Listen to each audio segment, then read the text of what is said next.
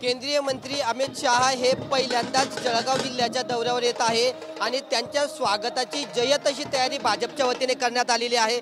आपण आता बघू शकतो की या ठिकाणी ज्या ठिकाणी अमित शाह यांच्या उपस्थितीत युवा संवाद कार्यक्रम होणार आहे त्या कार्यक्रमाच्या बिलकुल समोर या ठिकाणी मोठ्या संख्येने ढोलताशा पथक या ठिकाणी आपल्याला उपस्थित असल्याचं पाहायला मिळतं आहे। या ठिकाणी तब्बल 50 ते 60 ढोलवादक या ठिकाणी उपस्थित आहेत।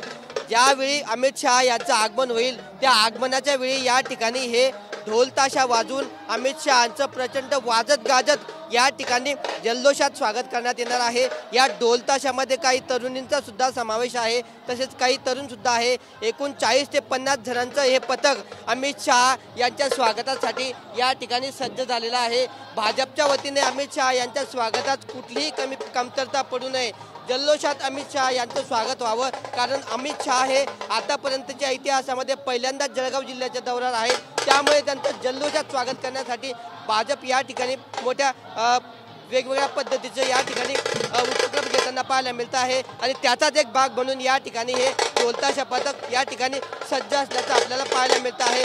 काही वेळातच या ठिकाणी अमित शाह यांचं आगमन होणार आहे आणि आगमनावेळी त्यांचं वाजत गाजत या ठिकाणी प्रचंड जल्लोषात स्वागत केलं जाणार आहे।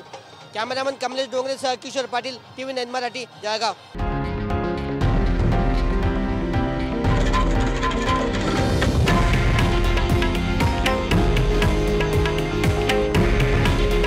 हे आहे देशातील नंबर 1 न्यूज नेटवर्क आणि आपण पाहत आहात TV9 मराठी। काळजी तुमची, हित महाराष्ट्राचं।